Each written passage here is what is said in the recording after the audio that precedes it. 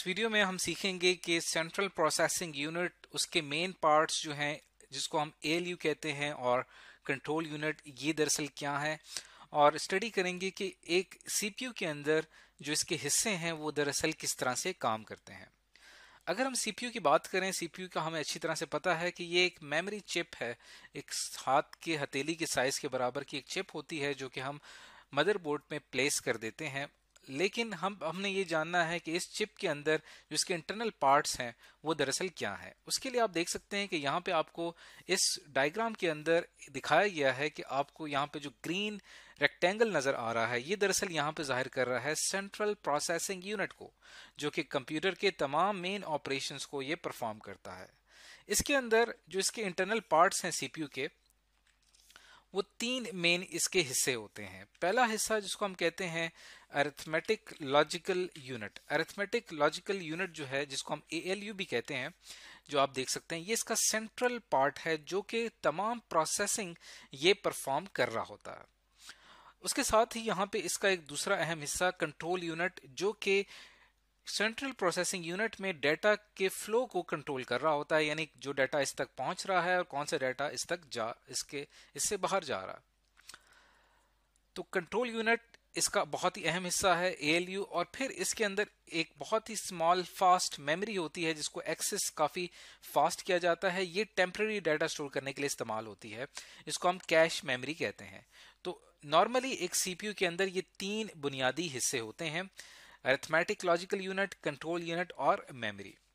अब इस फिगर में आप देख सकते हैं कि इस सीपीयू के साथ तीन अहम एरियाज जो हैं वो कनेक्टेड हैं, जिसको मैं यहाँ पे अभी हाईलाइट कर रहा हूं। एक यहाँ पे input output devices, main memory और आपका बैकिंग स्टोरेज यानी आपकी हार्ड डिस्क, या जिसको हम सेकेंडरी स्टोरेज भी कहते हैं। अब इसके अंदर जो है वो होता इस तरह से है कि आपका जो सेंट्रल प्रोसेसिंग यूनिट है ये मेमोरी से, मेन मेमोरी में चूंकि हमारी इंस्ट्रक्शन होती हैं, यहां से वो डाटा गेट करता है, यहां से डाटा वो रीड करता है। और यहां से डाटा रीड करने के बाद इसका जो एएलयू है इस तक वो इंस्ट्रक्शन पहुंचती है। एएलयू उसको प्रोसेस करता है और एएलयू उसको प्रोसेस करने के बाद भेज देता है इसको आउटपुट डिवाइस की तरफ। अब हम इसके जो पार्ट्स हैं एएलयू, कंट्रोल यूनिट और कैश मेमोरी, इसको इन डिटेल समझते हैं। यहाँ पे आप देखें कि यहाँ पे सीपीयू के पार्ट्स को अलग-अलग दिखाया गया है। अब यहाँ पे हम समझते हैं सबसे पहले अरिथमेटिक लॉजिकल यूनिट को।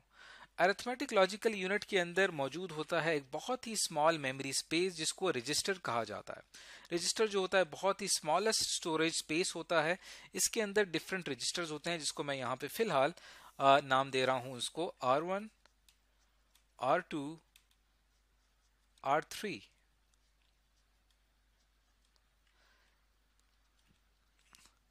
तो इसमें जो है ये तीन रजिस्टर्स होते हैं R1, R2 and R3।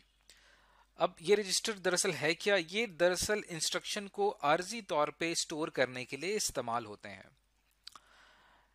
Accumulator इसका सबसे एक अहम रजिस्टर है जो कि इसके अंदर इस्तेमाल होता है। एक्यूमुलेटर हमारे पास सीपीयू का जो एएलयू है इसके अंदर एक्यूमुलेटर होता है, जिसको इस वक्त मैं R1 जिसका पहला रजिस्टर है उसको मैं ACC से शो कर रहा हूं यहाँ पे, यानी कि ACC का क्या मतलब है? एक्यूमुलेटर। R2 भी हमारे पास एक और एक्यूमुलेटर होता है और R3 दरअसल हमारे पास एक वो रजिस्टर होता है जिसको हम CIR कहते हैं। CIR से क्या मुराद है? Current instruction register. यानी ये अगर हम ALU को इंटरनली समझने की कोशिश कर रहे हैं कि ALU जो है उसके अंदर ये दो अहम रजिस्टर्स होते हैं, एक्यूमुलेटर और करंट इंस्ट्रक्शन रजिस्टर, जो कि आपकी प्रोसेसिंग में बहुत ही अहम रोल प्ले करते हैं। अब हम कंट्रोल यूनिट की बात कर लेते हैं। कंट्रोल यूनिट जो है सीपीयू का बहुत ही अहम हिस्सा है। इसके अंदर भी एक रजिस्टर लगा होता है और इस रजिस्टर को कहा जाता है प्रोग्राम काउंटर, या जिसको हम पीसीबी कहते हैं। पीसी दरअसल कंट्रोल यूनिट में मौजूद एक स्मॉल रजिस्टर है और उसका एक खास फंक्शन होता है। अब इसकी जो तीसरा जो इसका हिस्सा था, हमने एएलयू डिस्कस कर लिया, कंट्रोल यूनिट हमने डिस्कस कर लिया। अब हम बात करते हैं इसका थर्ड पार्ट, यानी कि इसकी जो मेमोरी है, इसकी इंटरनल मेमोरी की हम बात करते हैं। इसके अंदर भी दो अहम रजिस्टर्स होते हैं, एक जिसको हम मेमोरी एड्रेस रजिस्टर कहते हैं और एक जिसको हम मेमोरी डाटा रजिस्टर कहते हैं। ये वो रजिस्टर्स होते हैं जो कि आपके डाटा को स्टोर करते हैं। MDR का मकसद क्या होता है? इंस्ट्रक्शन को स्टोर करना, डाटा को स्टोर करना, और MAR का मकसद होता है उस डाटा का जो एड्रेस है उसको स्टोर करना। तो ये आपके माइंड में एक मैप बन जाना चाहिए कि एक सीपीयू के अंदर तीन इंपॉर्टेंट हिस्से हैं, ALU, कंट्रोल यूनिट और उसकी इंटरनल मेमोरी, जिसको हम इमीडिएट एक्सेस स्टोर कहते हैं। इमीडिएट एक्सेस मतलब एकदम आप उस तक एक्सेस कर सकते हैं। और आपके माइंड में ये बात भी होनी चाहिए कि इन तमाम पार्ट्स के अंदर internal there are some registers, इनके अंदर कुछ रजिस्टर्स होते हैं जो आपस में मिलके काम करते हैं। तो फिलहाल आपने इन रजिस्टर्स के जो नाम हैं वो आपने अपने माइंड में रखने हैं।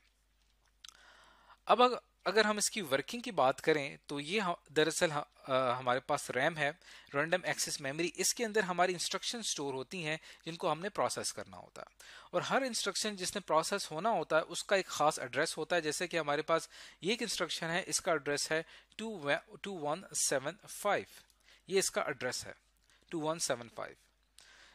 एड्रेस का मकसद ये होता है कि जब कभी भी आप इस इंस्ट्रक्शन तक एक्सेस करना चाहेंगे तो आप डायरेक्ट एक्सेस नहीं कर सकते, बल्कि इसके एड्रेस के थ्रू इस तक आप एक्सेस कर पाएंगे। यानी आप सीपीयू क्या करेगा, पहले इसका एड्रेस स्टोर करेगा। तो कंट्रोल यूनिट में मौजूद हमारा जो पीसी रजिस्टर है, प्रोग्राम काउंटर रजिस्टर है, वो क्या करता है कि इसका जो एड्रेस है वो स्टोर करता है।